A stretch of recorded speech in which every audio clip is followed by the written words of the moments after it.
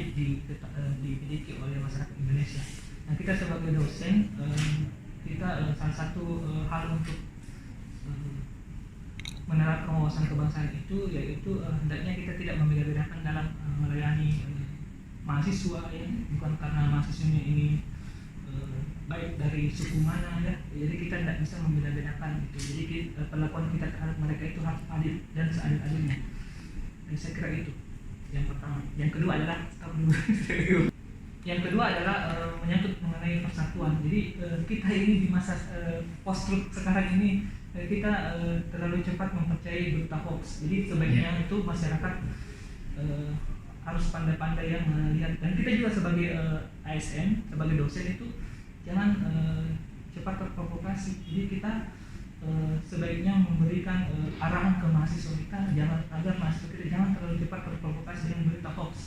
Sebaiknya dicek dulu kebenarannya, apakah itu benar, lalu bertindak. Jadi jangan terlalu cepat mempercayai berita hoax yang sekarang ini sudah banyak terjadi di tengah-tengah masyarakat. Saya kira itu. Terima kasih.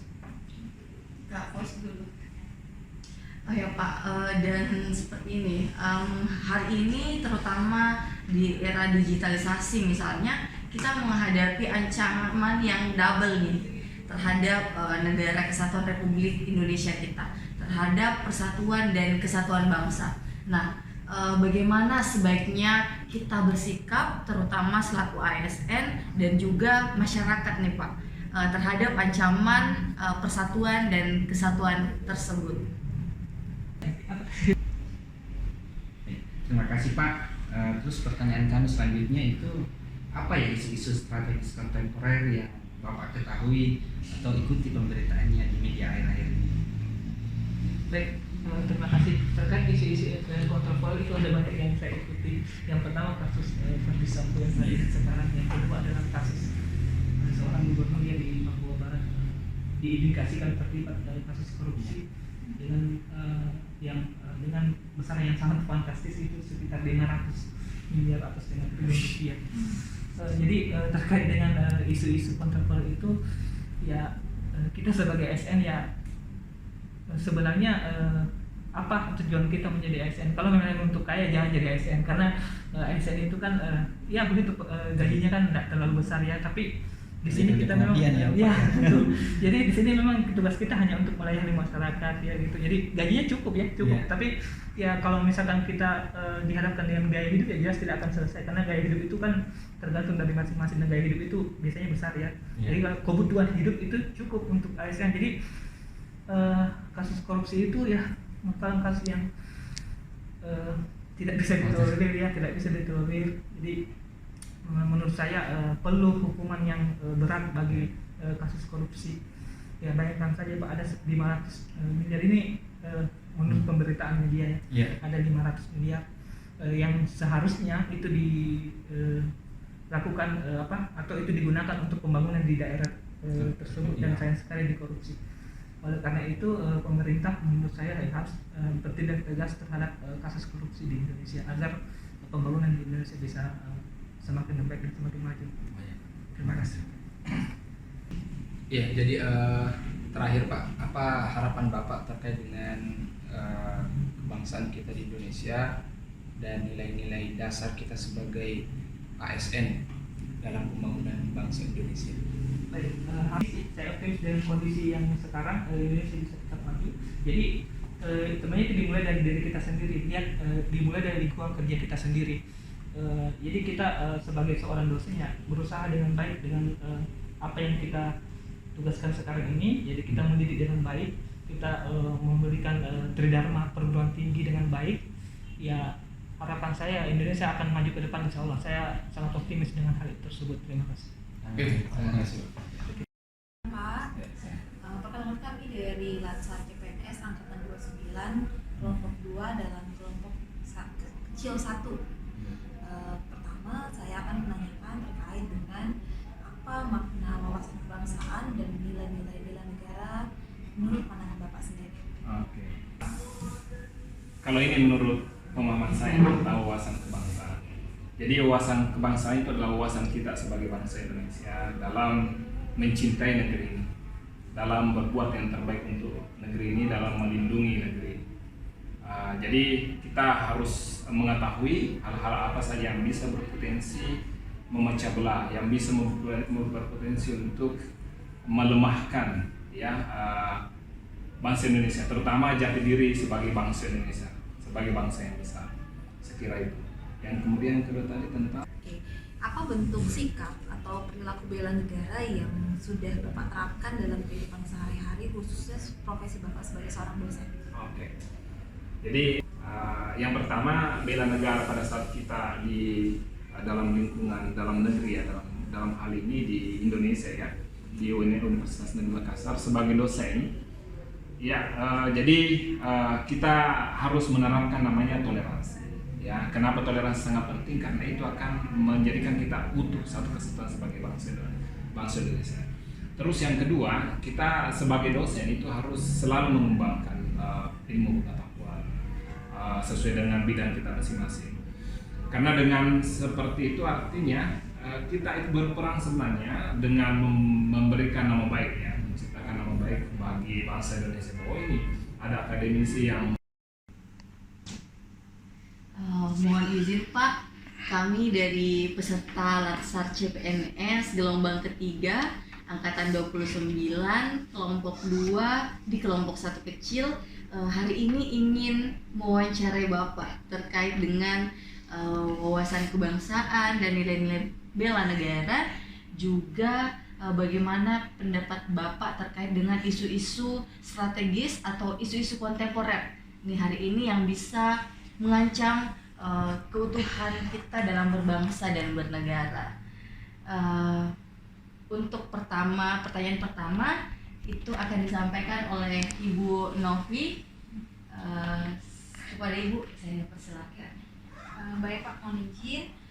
Jadi di awal mungkin kami pengen mengetahui terkait dengan apa sebenarnya makna wawasan kebangsaan dan nilai bela negara menurut Bapak sendiri. Terima kasih. Assalamualaikum warahmatullahi wabarakatuh. Waalaikumsalam. Ya, santai saja ya.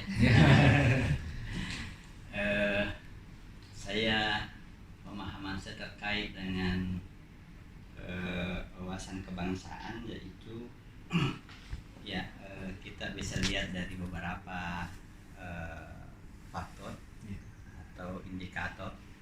Yang pertama seperti misalnya bagaimana rasa cinta kita terhadap tanah air ya.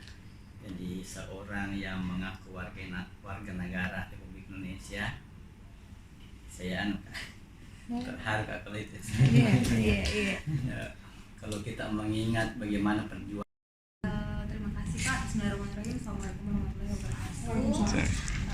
Juga Pak, perkenalkan kami peserta Latsar CPNS tahun 2022 angkatan 29 di kelompok 2 dan sekarang ini berkelompok di kelompok 1 kecil. Nanti kami akan menanyakan terkait dengan beberapa pertanyaan di tema wawasan kebangsaan dan bela negara itu sendiri. Baik Pak, untuk pertanyaan pertama mungkin saya awali dari apa sih makna wawasan kebangsaan dan bela negara menurut pandangan Bapak sendiri? Oh gitu. Ya, wawasan kebangsaan dan bela negara. Keduanya itu sebenarnya muaranya pada satu nilai, yaitu nasionalisme, ya kan? Nah, wawasan kebangsaan itu harus ditumbuhkan pada generasi anak bangsa dalam rangka kecintaannya kepada tanah air. Nah, semua elemen anak bangsa itu harus dibekali dengan pengetahuan atau wawasan kecintaan kepada tanah air agar mereka kelak dapat tumbuh dan berkembang menjadi tokoh-tokoh bangsa, generasi-generasi bangsa yang memajukan, mensejahterakan bangsanya.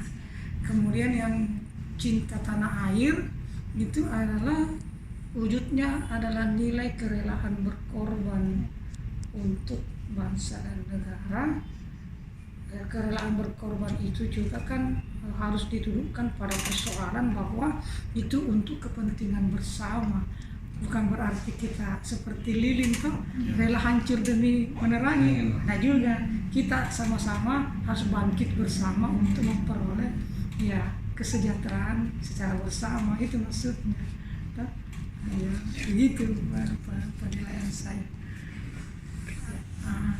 Terus Yang kedua mungkin saya ingin terkait dengan isu-isu terkini atau kontemporer di lingkup nasional ataupun di lingkup instansi, bagaimana yang sempat diikuti Bapak, mungkin ada tanggapan terkait itu, dan bagaimana pandangan Bapak terkait dengan Khususnya lagi sebagai profesi pendidik atau dosen. Satu saya adalah wawasan kebangsaan harus ditumbuhkan kembali, terutama dalam lingkungan pendidikan formal. Apakah melalui kurikulum, apakah aktivitas-aktivitas kurikuler dan non kurikuler itu dikembangkan. Ya sekarang kan minat anak-anak mengikuti kegiatan ekstrakurikuler yang mengembangkan cinta tanah air kan turun menurut saya. Seperti kegiatan pramuka, palang merah, ya anak-anak kir dan sebagainya itu turun.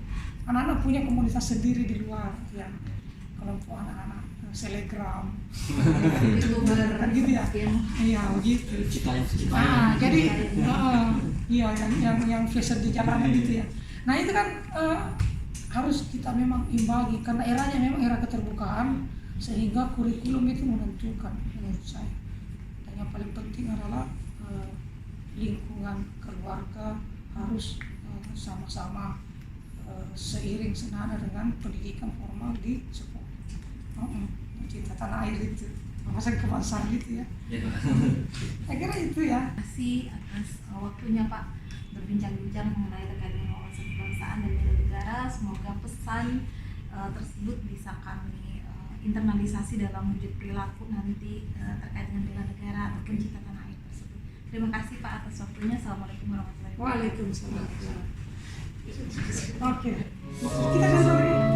Jadi, berdasarkan hasil interview kami dengan para narasumber, kami dapat mengambil kesimpulan bahwa wawasan kebangsaan bisa diartikan sebagai konsepsi cara pandang yang dilandasi akan kesadaran diri sebagai warga dari suatu negara akan diri dan lingkungannya di dalam kehidupan berbangsa dan bernegara, mengutamakan kesatuan dan persatuan wilayah dalam penyelenggaraan kehidupan bermasyarakat, berbangsa, dan bernegara. Sedangkan nilai-nilai bela negara adalah tekad, sikap, dan perilaku serta tindakan warga negara untuk menjaga kedaulatan negara, keutuhan wilayah, dan keselamatan bangsa dan negara yang dijiwai oleh kecintaannya atas landasan Negara Kesatuan Republik Indonesia yang berdasarkan Pancasila dan Undang-Undang Dasar 1945 dalam menjamin kelangsungan hidup bangsa Indonesia dan negara dari berbagai ancaman.